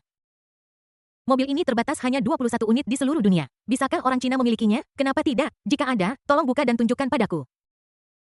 Aku meninggalkannya di rumah dan tidak membukanya. Mendengar kalimat yang sederhana ini. Aku menyimpannya di rumah. Pria berambut berminyak itu tidak bisa menahan tawa. Kupikir China benar-benar penuh dengan talenta tersembunyi. Tapi aku tidak menyangka bahwa semua orang hanya membual temannya menimpali orang Cina membeli mobil dengan berbicara. Mereka bisa mendapatkan mobil sport edisi terbatas hanya dengan berbicara, aku juga bisa melakukan itu, aku punya Bugatti yang tidak kukendarai di Korea. Kau punya Bugatti, kalau begitu aku punya Pagani, aku tadi mengatakan bagaimana bisa orang Cina mampu membeli mobil super seperti Lamborghini, itu semua hanya bualan. Kami orang Korea memang hebat. Kami berbicara dengan kekuatan dan kekuatan kami dipamerkan. Mendengarkan celotehan pihak lain. Qin Chuan berkata dengan dingin. Sebuah Lamborghini Revuelto dan Aston Martin DBS membuatmu begitu percaya diri. Sampah-sampah ini bukan apa-apa di mataku. Hanya kalian orang Korea yang menganggap kedua mobil ini sebagai harta karun. Sang Guanwu hampir menangis ketika mendengar ini. Ya, itulah perasaannya, itulah rasanya. Pria berambut lepek itu belum pernah melihat orang yang begitu arogan. Dia meludah, Lamborghini Revuelto dan Aston Martin DBS tidak dianggap sebagai mobil mewah. Kamu terlalu sok tahu. Apakah kamu tahu berapa total harga kedua mobil ini? 125 juta. Apakah kamu tahu betapa besarnya 125 juta itu? Kamu selalu bilang itu sampah. Apakah kamu punya mobil? Qin Chuan perlahan mengangkat tangannya menunjuk ke suatu tempat tidak jauh dan berkata mobilku akan datang. Minggir dengan mobil rusakmu, semua orang mendongak dan melihat sebuah truk box tertutup perlahan mendekat dari kejauhan. Ketika mereka melihat itu adalah sebuah truk, orang itu tidak bisa menahan tawa. Kupikir itu mobil mewah, ternyata truk. Ini adalah tipe mobil mewah yang dimiliki orang Cina. Orang Cina sangat luar biasa sehingga mereka bahkan memamerkan truk mereka. Memang benar negara-negara miskin tidak bisa dibandingkan dengan negara kita. Sesaat kemudian truk tiba di gerbang Universitas Keuangan dan Ekonomi Kyoto. Setelah memarkir truk, sopir truk dengan gugup menelepon pemilik kargo. Qin Chuan yang berdiri di luar truk mengangkat teleponnya dan berkata kepada sopir, saya di sini. Sopir itu sangat gembira ketika melihat ini. Karena dia akhirnya bisa menyingkirkan beban ini. Dia dengan cepat keluar dari mobil dan berlari ke depan. Dahi pengemudi itu dipenuhi keringat, atau lebih tepatnya keringat dingin. Dia mendatangi Qin Chuan dan berkata dengan sopan. Bos, barang Anda sudah tiba. Di mana saya bisa menurunkannya? Turunkan saja di persimpangan jalan. Persimpangan. Sopir itu melihat ke gerbang sekolah yang ramai dan berkata dengan ekspresi khawatir. Bos, ada begitu banyak orang di sini, jika kita tidak hati-hati. Sopir itu memberikan pengingat yang baik, karena pekerjaan ini melibatkan sesuatu yang luar biasa. Jika terbentur atau penyok, saya khawatir saya harus membayar harganya. Tidak apa-apa, jika terjadi kesalahan, saya tidak akan menyalahkan Anda, kata Qin Chuan. Sopir itu berkata dengan marah, dan kuat, baiklah, bos, Anda tidak tahu, meskipun saya menghasilkan banyak uang dengan mengantar Anda. Jantungku berdebar sangat kencang sepanjang jalan, jam tangan Warwick di pergelangan tanganku mengira aku akan mati. Detak jantungku sangat tinggi dan aku hampir memanggil ambulans untukku. Setelah mengatakan itu, pengemudi memutar mobil dan memposisikan bagian belakang truk ke arah Qin Chuan. Kemudian dia menekan tombol listrik dan pintu belakang elektrik perlahan terbuka. Kemudian lift listrik mulai dan barang-barang di bagasi perlahan-lahan dikeluarkan. Ketika Anda melihat crawler listrik bekerja dan barang-barang keluar dari bagasi, seluruh tempat itu sunyi senyap. Apa yang perlahan-lahan dilepaskan dari truk adalah mobil sport hijau Oxford dengan bentuk yang dibesar-besarkan. Penampilan mobil ini langsung menutupi Lamborghini Revuelto dan Aston Martin DBS yang ada di sebelahnya. Karena di depannya, gaya Lamborghini Revuelto dan Aston Martin DBS hanya bisa digambarkan sebagai biasa-biasa saja dan mediocre. Sama seperti si cantik kecil di kelas, dia terlihat cantik pada pandangan pertama, tetapi begitu dibandingkan dengan bintang besar sungguhan, tidak ada bandingannya. Seseorang berteriak dalam keheningan, "Fuk, bukankah ini Aston Martin Valkyrie, Aston Martin Valkyrie, Aston Martin Valkyrie?" Teriakan ini segera memicu seluruh tempat. Aston Martin Valkyrie, mobil ini terlihat mahal, tapi sebenarnya tidak murah. Fak, bagaimana bisa Aston Martin Valkyrie menjadi murah? Mobil ini terbatas hanya 150 unit di seluruh dunia. Mobil ini menggunakan 6 mesin hibrid V12 5 liter yang dapat mencapai 11.000 putaran per menit dan menghasilkan 100 tenaga kuda. Kedengarannya keren, tapi saya lebih khawatir tentang berapa biayanya. Saya baru saja melihat secara online bahwa Valkyrie bekas dijual seharga 20 juta dan masih sulit untuk menemukannya. Sopir itu mendengar para siswa di belakangnya mengobrol dan dia menjawab dengan santai, "Apa 20 juta itu harga di luar negeri, tambahkan tarif domestik. Biaya pengiriman dan pajak mobil mewah, dan mobil ini akan menelan biaya setidaknya 50 juta untuk sampai di sini." Ketika mereka mendengar angka 50 juta, seluruh penonton terkejut. 50 juta ini hanya setengah dari tujuan. Mobil ini hanya setengah ukuran target kecil. Dan saya baru melihatnya di internet sebelumnya, akhirnya bisa melihat mobil aslinya hari ini. Saat Sang Guan Wu melihat Aston Martin Valkyrie, dia juga bingung. Dia bertanya dengan tidak percaya, "Kakak kartumu ini, apakah kamu membeli mobil ini?" "Saya tidak membelinya, jadi bagaimana bisa saya memiliki dokumen untuk mobil itu?" Qin Chuan bertanya balik dengan tidak senang. Aston Martin Valkyrie. Mobil mewah 50 juta ini adalah mobil yang lebih mewah daripada Lamborghini Reventon. Sang Guan Wu segera menegakkan punggungnya dan kekhawatiran di wajahnya benar-benar menghilang. "Meskipun itu bukan mobil saya merasa sangat senang tentang hal itu." Dia menolehkan kepalanya dan melihat beberapa orang Korea. Wajah pihak lain penuh dengan keterkejutan, ketidakpercayaan, dan ketidakpercayaan. Lagi pula mereka tahu apa itu Aston Martin. Aston Martin Valkyrie bukanlah model super niche tanpa harga yang tidak dapat ditemukan di internet. Harga 50 juta diakui dan ada faktur. Mobil ini harganya sama dengan 8 mobil mereka. Orang-orang Korea berada dalam kekacauan. Bumerang itu datang terlalu cepat. Seseorang dengan rambut berminyak adalah satu-satunya yang masih bertahan di antara beberapa orang itu.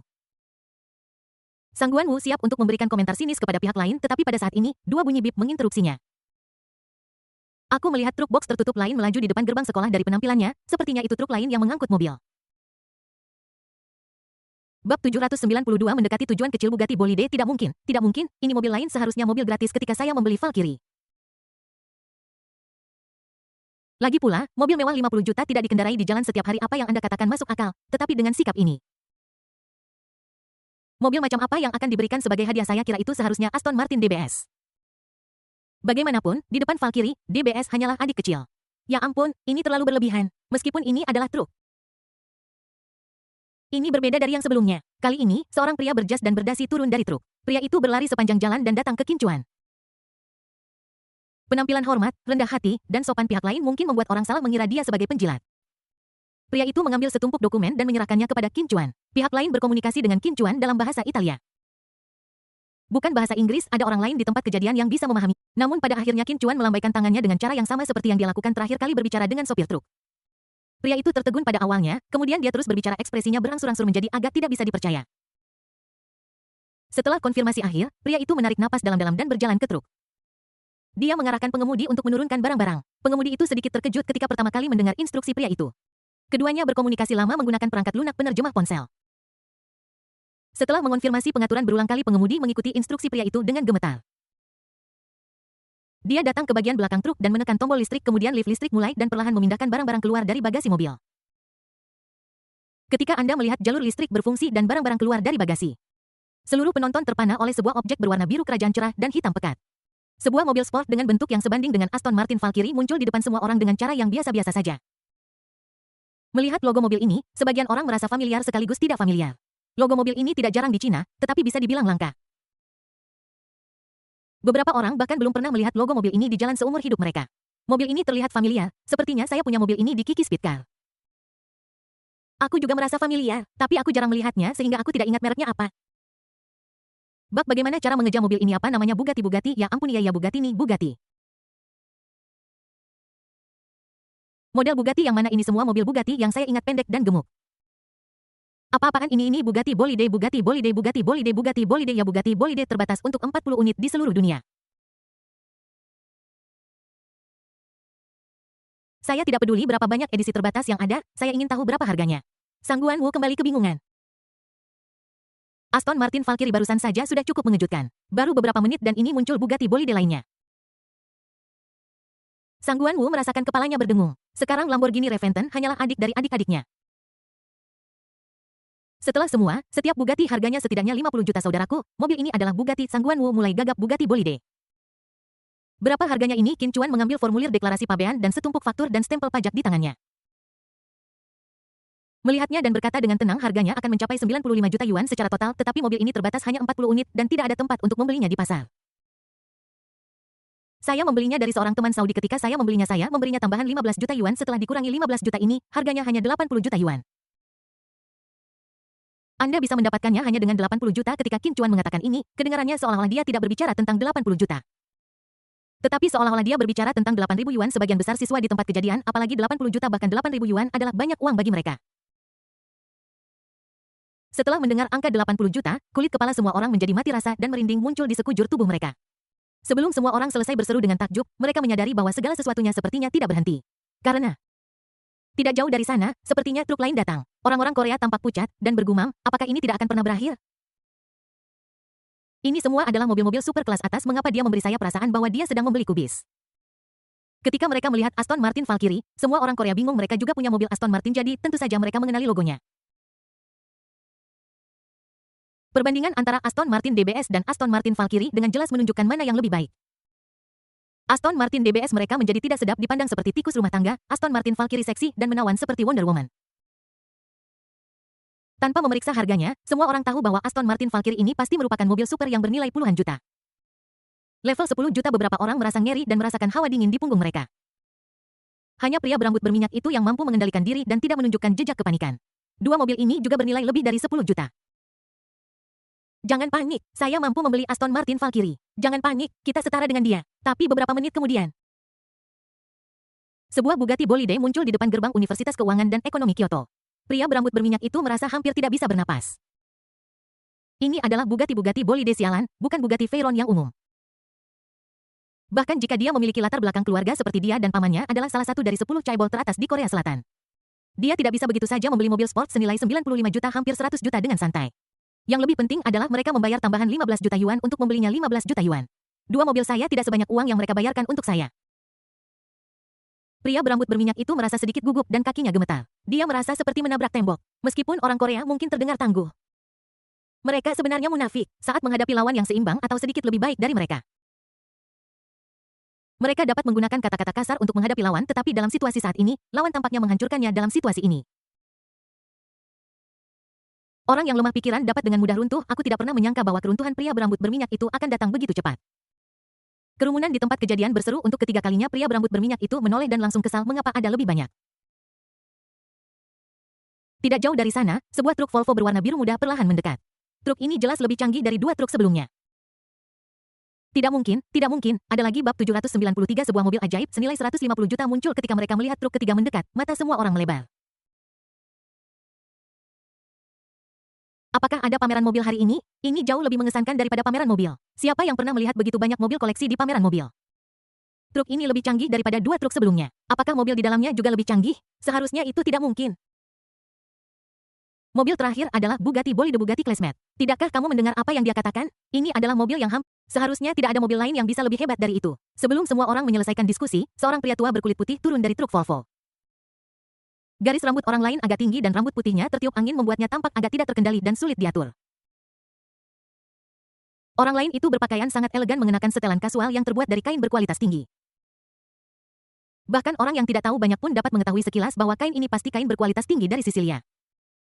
Italia. Ketika orang melihat kain semacam ini, mereka akan tergoda untuk berteriak, "Hei, ini sangat otentik." Pria tua itu datang di depan Qin Chuan. Dan Sang Guan Wu segera mengenalinya. Bukankah orang tua ini si Anu? Mendengar ini, lelaki tua itu tersenyum dan mengangguk kepada Sang Guan Wu. Tampak sangat ramah. Qin Chuan mengulurkan tangannya dan berjabat tangan dengan lelaki tua itu dan pihak lain berbicara terlebih dahulu.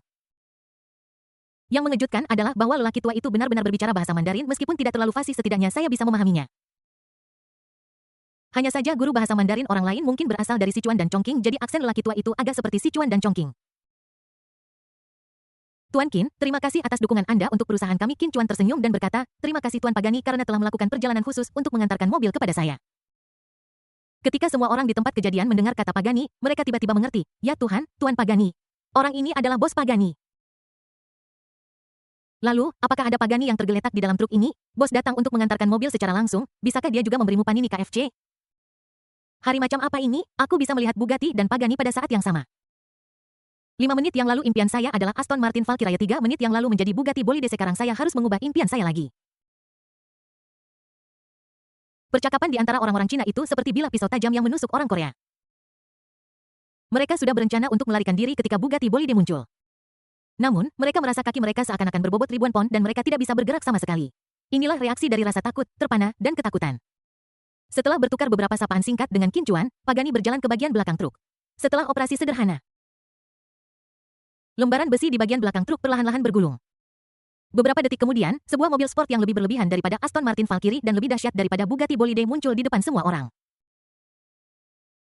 Semua orang tercengang setelah melihat mobil ini yang benar-benar berbeda dari mobil biasa. Jika Pagani sendiri tidak mengungkapkannya, semua orang akan mengira bahwa mobil dengan bentuk seperti ini mungkin adalah hasil imajinasi fantastis alien. Karena bentuknya sangat unik, sangat luar biasa, dan sangat istimewa.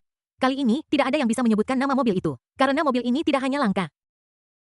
Tetapi saya belum pernah melihat mobil dengan bentuk seperti ini sebelumnya. Namun, pria berambut berminyak dari Korea Selatan itu jatuh ke tanah setelah melihat mobil ini.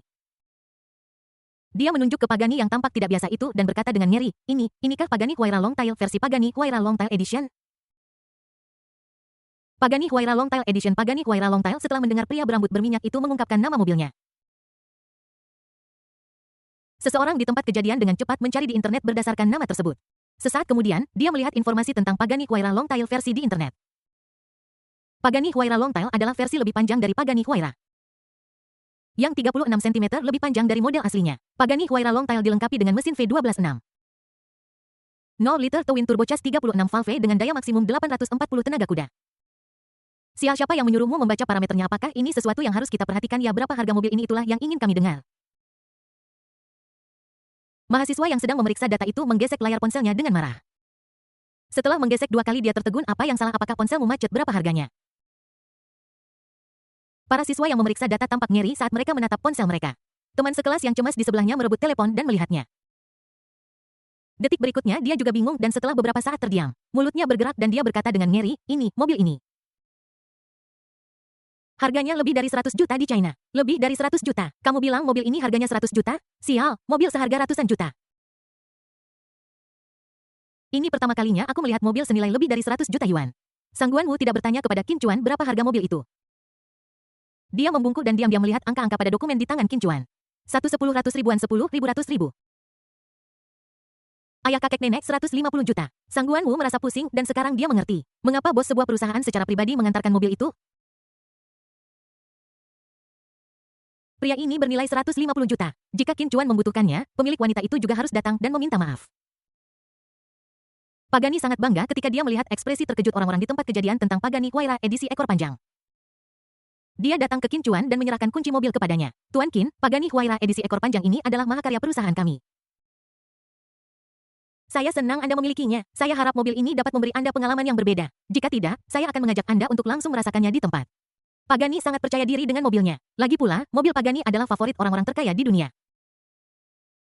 Mobil ini memiliki semua atribut yang dibutuhkan oleh orang-orang kaya papan atas, harga yang tidak terjangkau, desain yang keren, dan daya tarik karena jumlahnya terbatas secara global. Saya dengar bahwa Pagani Huayra versi Longtail senilai 150 juta yuan akan dikendarai.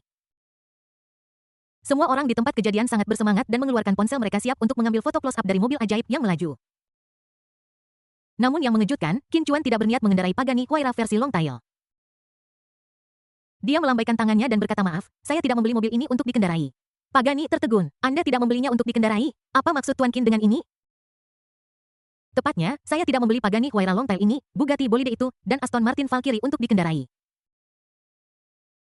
Setelah mendengar ini, Pagani melihat sekeliling tempat kejadian. Saya langsung mengerti apa maksud Qin Chuan.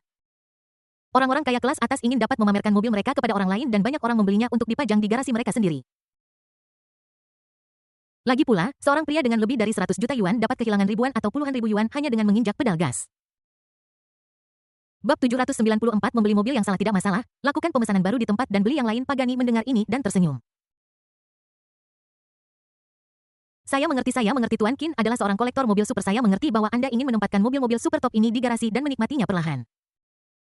Qin Chuan tersenyum dan menggelengkan kepalanya memandang ke arah truk. Pada titik tertentu, seorang pria tiba-tiba muncul di belakang truk itu. Kang Huijun. Dia memanjat ke bagian belakang truk tanpa suara, kemudian dia melakukan gerakan yang menakjubkan. Dia membuka kap mesin Pagani Huayra versi Longtail. Kang Huijun tiba-tiba membuka kap mesin Pagani Huayra versi Longtail yang membuat semua orang di tempat kejadian ketakutan termasuk Pagani sendiri. Dia panik dan berkata, Tuan, hati-hati, ini adalah mesin berperforma tinggi dan struktur internalnya sangat canggih jika ada. Sebelum dia selesai berbicara, dia melihat adegan mengejutkan lainnya. Kang Huijun sepertinya sedang memegang alat dan membongkar mesin. Dalam sekejap mata dia mengeluarkan beberapa bagian dari kompartemen mesin. Gerakan Kang Huijun mengejutkan semua orang. Apa-apaan? Apa yang sedang dia lakukan? Dia membongkar mobilnya. Ini adalah mobil senilai 150 juta. Setiap bagiannya bernilai seperti yang akan kita habiskan tanpa makan atau minum selama setahun. Apa yang sebenarnya dia lakukan? Semua orang bingung dan Pagani sendiri tidak tahan lagi. Kamu tidak bisa seenaknya melakukan apapun yang kamu inginkan dengan pria bernilai 150 juta. Dia hendak memanggil seseorang untuk menghentikannya, tetapi dihentikan oleh Qin Chuan. Tidak apa-apa, dia orangku, aku akan bertanggung jawab jika terjadi sesuatu. Kata-kata ini mengejutkan seluruh penonton. Pagani menatap Qin Chuan dengan tidak percaya. Tuan Qiniskah dia orangmu? Dia membongkar mobil ini? Ini adalah Pagani Huayra edisi ekor panjang mobil senilai 150 juta yuan. Aku tahu ini 150 juta.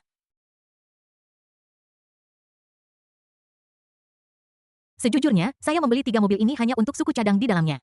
Qin Chuan tidak akan berhenti sampai kata-katanya mengejutkan. Untuk beberapa suku cadang, saya menghabiskan lebih dari 200 juta untuk membeli 3 mobil. Mobil itu bahkan belum dikendarai, dan mereka sudah membongkarnya untuk suku cadang. Ini adalah plot yang bahkan tidak berani difilmkan oleh drama TV. Semua orang merasa seolah-olah mereka disambar petir dan pandangan dunia mereka hancur. Bahkan orang kaya pun tidak bisa melakukan ini. Setidaknya kamu bisa membukanya dan memindahkannya sedikit saja. Hancurkan saja tanpa gerakan apapun. Ini sangat membuang-buang sumber daya.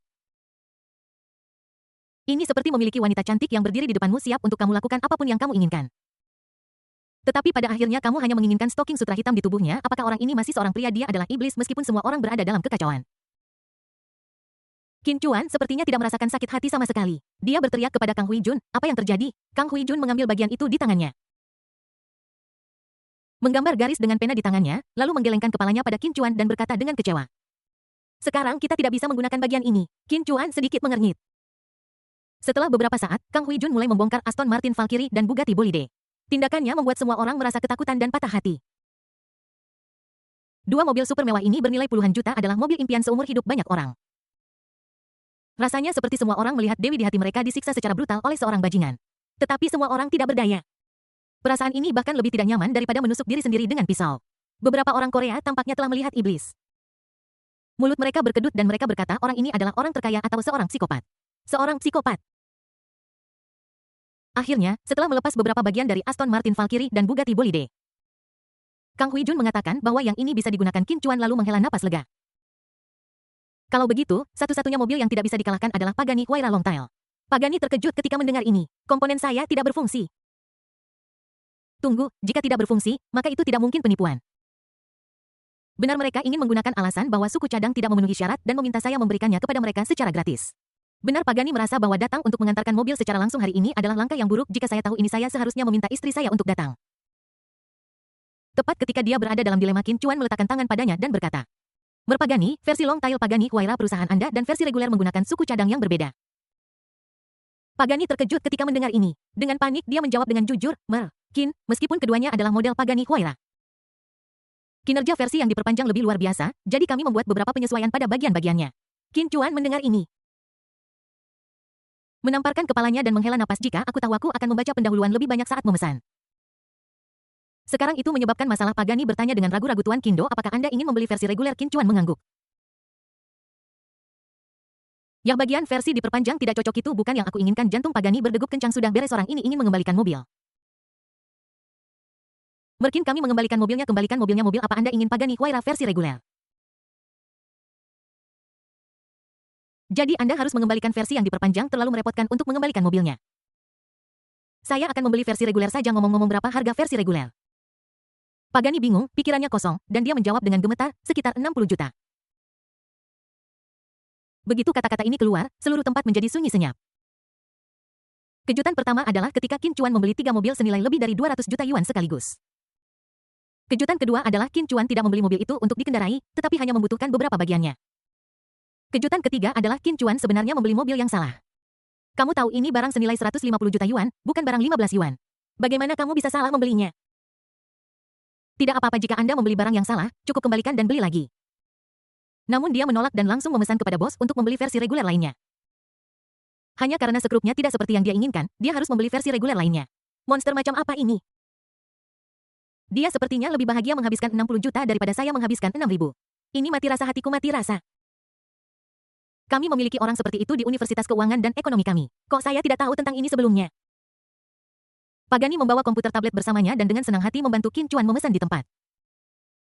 Persetan dengan aturan menunggu 1 tahun untuk pengiriman dan setengah tahun untuk bas, Pagani hanya khawatir akan menimbulkan lebih banyak masalah. Dan berulang kali menyatakan bahwa mobil itu akan dikirimkan ke Qin Chuan dalam waktu seminggu setelah memesan, dia bersiap untuk pergi. Namun melihat Pagani Huayra versi long tail di tempat kejadian, Pagani berada dalam dilema. Tuan Qin, di mana saya harus menempatkan Pagani Huayra edisi long tail ini? Qin Chuan berbalik dan melihat Wu Ming dan dengan santai melemparkan kunci Pagani kepadanya. Bos, mobil ini untukmu. Num, stat, silly. Apa maksudmu mobil itu diberikan kepadamu? Apa maksudmu mobil itu diberikan kepadanya?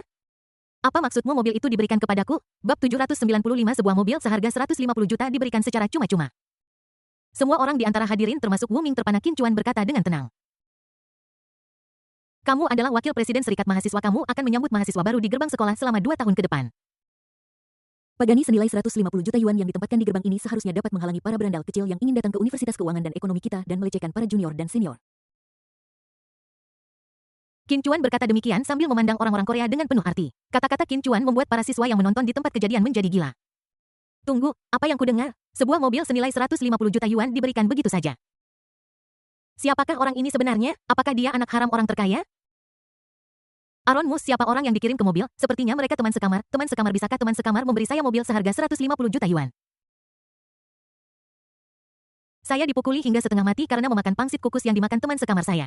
Saya akan mengajukan permohonan untuk pindah ke asrama baru. Beberapa gadis tidak bisa menahan diri lagi dan perlahan menggerakkan kaki mereka bersiap untuk mendekati Qin Chuan. Qin Chuan mengalihkan pandangannya dari orang Korea. Dia tahu bagaimana menghadapi orang-orang ini. Tidak cukup hanya berbicara baik-baik dan bernalar. Orang Korea terkenal keras kepala dan memiliki pelek berlian. Hanya ketika penindasan Qin yang kuat membuat mereka merasakan keputusasaan yang mematikan, orang Korea akan mengakui kebenaran. Ketika garis pertahanan terakhir orang Korea runtuh, mereka benar-benar hancur. Apalagi yang ingin kau katakan sekarang? Qin Chuan bertanya. Orang-orang Korea saling memandang dan tidak ada yang berani menjawab.